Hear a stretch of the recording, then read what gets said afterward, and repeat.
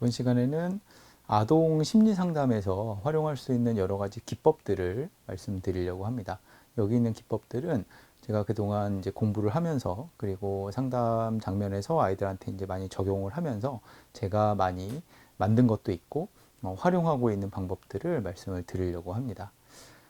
먼저 좀 이 아동 상담을 하는 데 있어서 왜 이런 기법들이 필요한지를 좀 거기에 대한 설명이 좀 필요한 것 같습니다. 많은 아동 청소년들은 발달적으로 대화 치료에 적합하지 않다.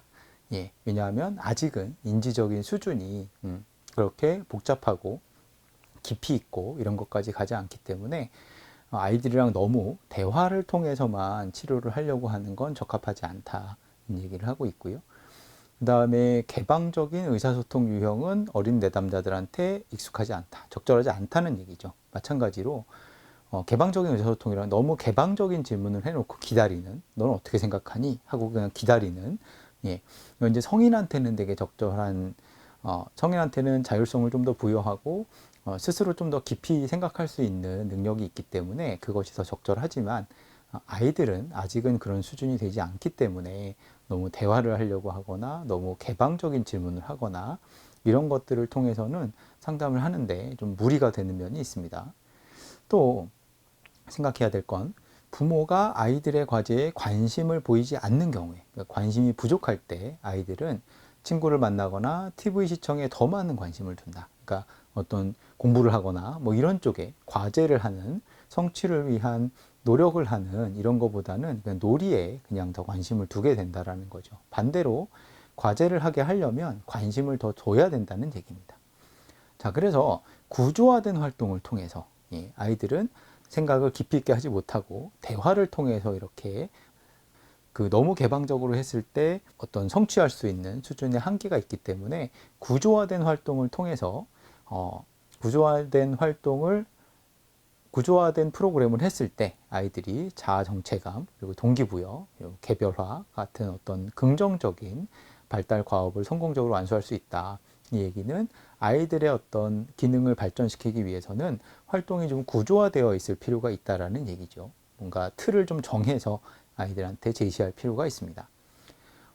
또 동기 발달과 긍정적인 자기 지각에 초점을 둔 개입 방식이 아이들의 효능감을 높일 수 있다. 이 얘기는 아이들을 구조화된 활동을 하면서도 동기를 발달시킬 수 있게 좀 더 하고 싶은 느낌이 들 수 있게끔 그리고 긍정적인 자기 지각을 할 수 있게끔 그렇게 개입을 하는 것이 되게 중요하다라는 말입니다.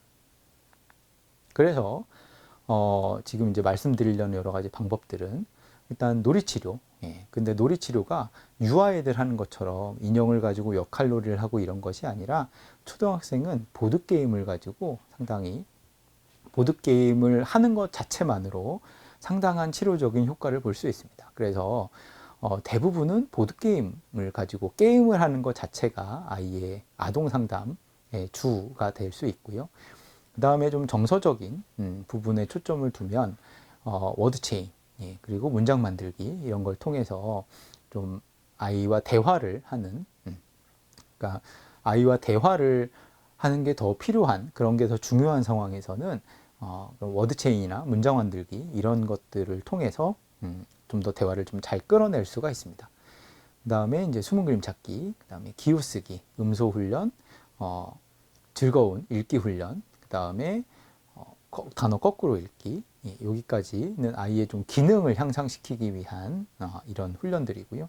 마지막에 약물 치료를 설명하는 건 이제 부모님한테 보통 약물 치료가 필요할 때, ADHD거나 이럴 때 이제 약물 치료가 필요할 때 설명하는 건데, 요거는 그 치료의 어떤 방법 중에 하나이기 때문에 어떤 부모 훈련에 넣지 않고 그 이제 상담 기법에 넣어놨습니다. 예, 먼저 놀이치료를 보겠습니다. 놀이치료, 아동에게 놀이치료는 보드게임입니다. 그래서 게임을 즐겁게 하는 게 되게 중요한 거죠. 예, 여러 가지 이제 보드게임들을 지금 정리를 해놨는데요. 이 보드게임의 제목과 거기에 좀 맞는 어떤 아이들한테 이 게임을 하는 게 좋은지, 이 게임을 하는 게 좋은지 간단하게 좀 설명을 해놨습니다. 각 게임을 설명하기는 지금 좀 어려운 것 같고요.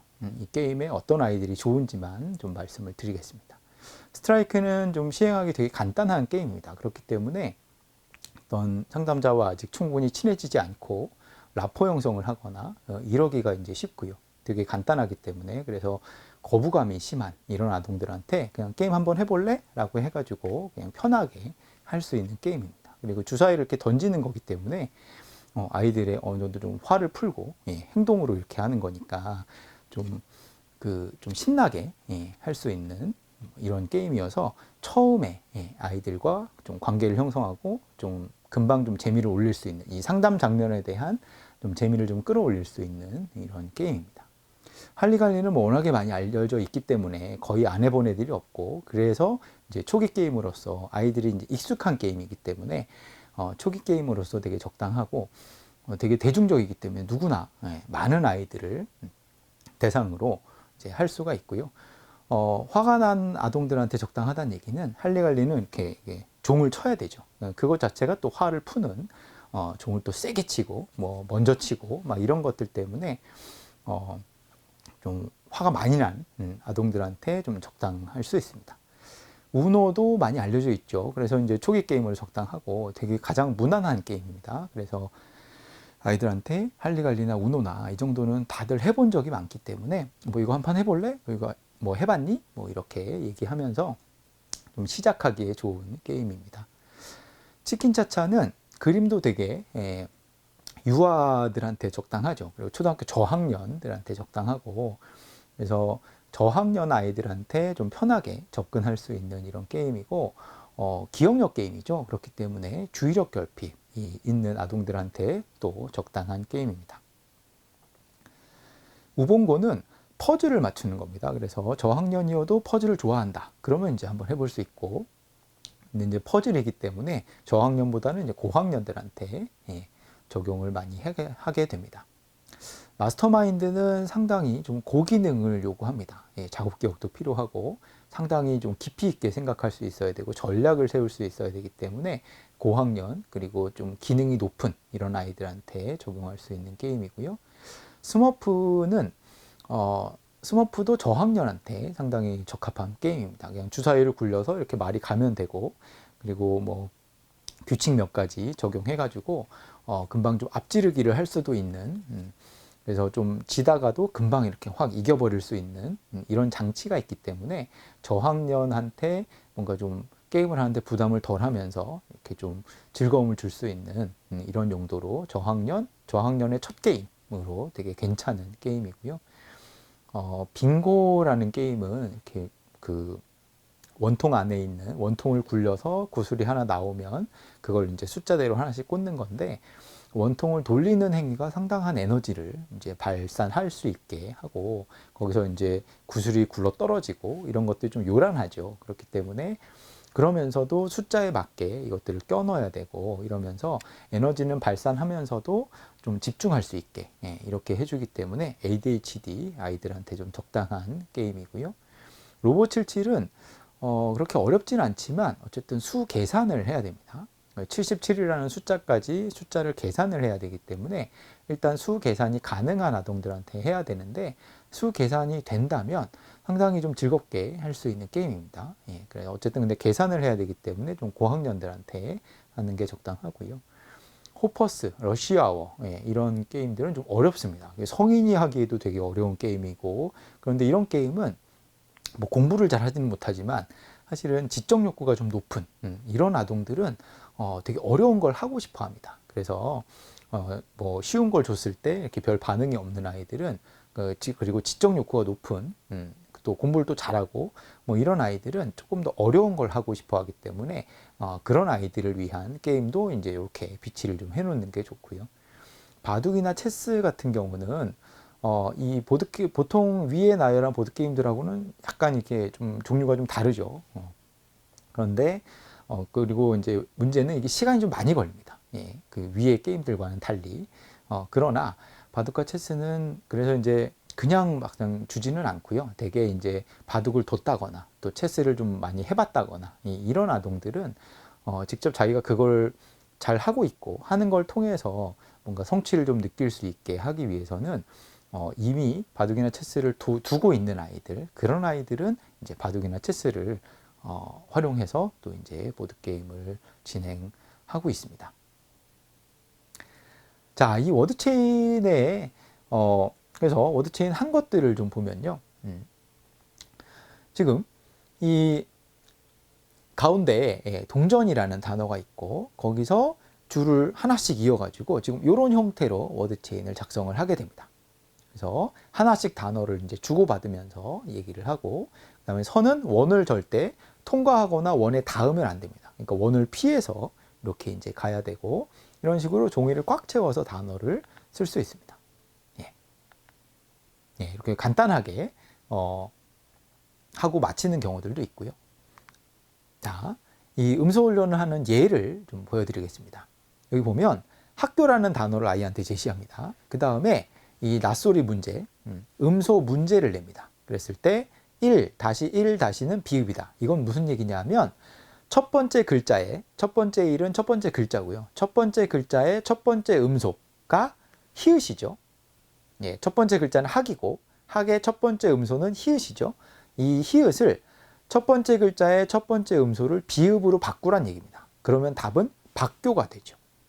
예, 이런 식으로 박교라고 할 수도 있고, 이 음소 학습을 더 잘하기 위해서는 아이들이 비읍과 아와 기역이 분리되어 있다는 걸 좀 알 필요도 있습니다. 그래서 박교를 답으로 할 수도 있고요. 이 박교를 음소를 하나씩 띄어서 쓰게 만들 수도 있습니다. 이건 이제 그때그때 뭐 할 수 있는 두 개를 다 해도 되고, 이건 뭐 그 상황에 맞춰서 이제 하시면 되고요. 자, 여행이라는 단어에서 두 번째 글자의 첫 번째 음소, 히읗이죠. 그것을 지읒으로 바꿔라. 그러면 이제 여쟁이 되는 거죠. 그리고 이걸 하나씩 나열하면 하나씩 이응, 여, 지읒, 아, 이, 예, 이응 이런 식으로 이제 또 나열을 할 수도 있습니다. 예, 그래서 이렇게 음소를 다루는 게임을 하는 거죠. 단어와 음소 문제를 그냥 칠판에 이렇게 써주시면 되죠. 그래서 단어를 제시하고 음소 문제를 써줬을 때, 그리고 나서 아이들한테 이 단어를 말로 쓰게 하는 것보다는 아이들한테 말로 답을 말하게 하는 게 좋습니다. 그래서 여행이라는 단어 써주시고 밑에다가 음소 문제 2-1 지읒 이렇게 이제 해주시면 아이들한테 자 이렇게 하면 뭐지? 그럼 아이들은 여쟁 이렇게 말로 이거를 하게 하는 게 좋고요. 자, 이렇게 했을 때 글자에 대한 거부감이 감소합니다. 네, 이거 이제 이 과제에 익숙해지면 처음에는 되게 어려운데 반복하면 아이들이 금방금방 이 학습을 하게 되고, 이거를 글자로 공부로 인식하는 게 아니라 게임으로 인식을 하게 되고, 이 변형된 글자들이 여쟁, 박교 뭐 이렇게 이상한 단어들이 되니까 초등학교 시절에는 이 단어가 이상한 단어가 나오면 되게 그냥 재밌죠. 예, 그렇기 때문에 이 단어를 말하면서도 되게 재밌어하고 글자에 대한 거부감은 감소되면서 글자를 다루는 게 이제 즐거움이 추가가 되는 거죠. 그리고 글자와 소리의 연결 능력이 향상되고, 예, 또 시각적 예민성, 눈으로 계속 그걸 봐야 되니까, 예, 그런 것들이 이제 커질 수가 있고, 예, 주의력, 작업 기억력도 당연히 향상이 되고요. 머릿속에 그 단어와 음소를 떠올린 다음에 이 글자를 생각해야 되기 때문에 주의력, 작업 기억력에도 많이 도움이 되고, 실행 기능 이런 것도 이제 많이, 실행 기능은 이런 자료들을 전반적으로 다루는 능력이죠. 예, 이 실행 기능 향상에도 도움이 많이 될 수 있습니다. 자, 아동 상담에서 기억해야 될 내용들이 있습니다. 자, 친밀한 우정은 부끄러움을 상쇄시키고 친구들과 더 적극적으로 어울리게 한다. 자, 일단은 친하면 부끄러움을 상쇄시킵니다. 우리는 부끄러우면 뭔가를 하기 싫어지죠. 그런데 부끄러워도 해야 되는 것들이 있습니다. 이럴 때 그것을 하게 하는 게 뭐냐 하면 친한 사람이 옆에 있을 때 우리는 부끄러워도 뭔가를 하게 된다라는 거죠. 그래서 상담자가, 부모가 아이와 친한 사람이 되는 게 되게 중요한 거고요. 자, 즐거움을 공유하면 친구가 됩니다. 긍정적 감정을 공유하면 친구가 되고, 친구가 되면 우리는 비로소 부정적 감정을 공유하게 되죠. 자, 일단은 부정적 감정을 공유한다는 건 거기까지 되면 친구와 공감적 관계를 형성할 수 있게 되는 거죠. 그랬을 때 친밀한 관계가 되면 부끄러워도 뭔가를 하게 되고 용기를 심어주는 거죠. 자, 여기서 제일 중요한 건 일단은 즐거워야 된다는 겁니다. 관계가 즐거워야 즐거움을 토대로 그 다음에 해야 될 것들을 발전시킬 수가 있습니다. 아동들은 타인과 자기를 비교하면서 좌절감, 열등감, 무기력감을 느끼게 됩니다. 예.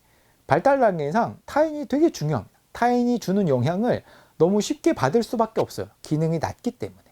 자, 타인과 비교를 하게 되고 형제들이 있는데 얘는 상장을 받아오고 얘는 못 받았어요. 그럼 얘가 상장을 받아온 걸 칭찬하면 이거는 자연스럽게 상장을 못 받은 애를 비난하는 게 됩니다.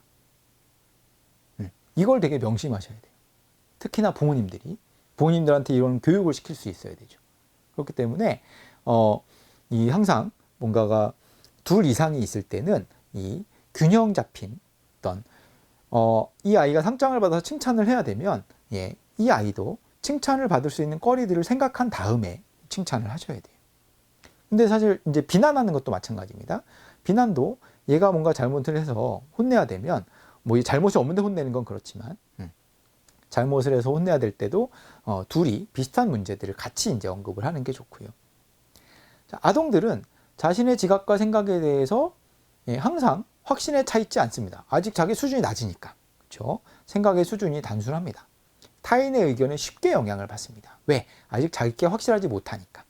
어른의 말을 무시하지 못해요. 그 말은 어른의 말의 영향력이 아직은 되게 크다는 얘기입니다.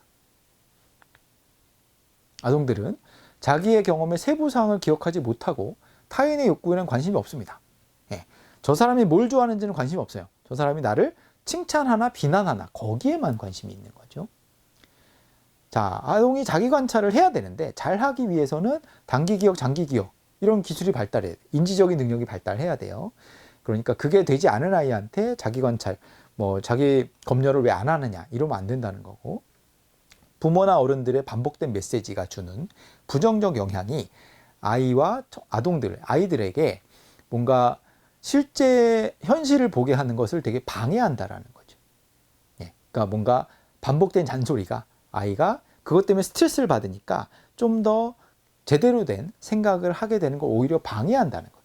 그러니까 잔소리를 들으면 비난이니까 넌 잘 못한다는 메시지를 계속 받으니까 아이가 자기를 믿지 못하게 됩니다. 모든 이 방법들을 정리하면, 자, 어른들이 개입하지 않음으로써 아이의 자존심을 지켜주면서, 개입하지 않는다는 건 잔소리를 하지 않는다는 거죠. 자존심을 지켜줘야 되고요. 그러면서 즐거움을 공유해야 돼요. 재밌어야 돼요. 어른과 있을 때, 어른과 하는 활동이 글을 읽는 게, 게임을 하는 게 재미있어야 돼요. 보드게임을 하고 글을 읽고 기호쓰기를 하고 이런 것들이 재미있어야 되고, 그러면 반복하게 돼 있고요. 반복 학습을 하면 기능은 발달을 하게 돼 있습니다. 그래서 잘하게 되면 당연히 성취감을 느끼게 돼 있고요. 자신감이 있으니까 친구들과도 되게 잘 어울리고 마음 편하게 잘 지낼 수가 있게 되는 거죠. 이런 과정들을 잘 생각하시면서 상담에 좀 많은 도움이 되시기를 바랍니다.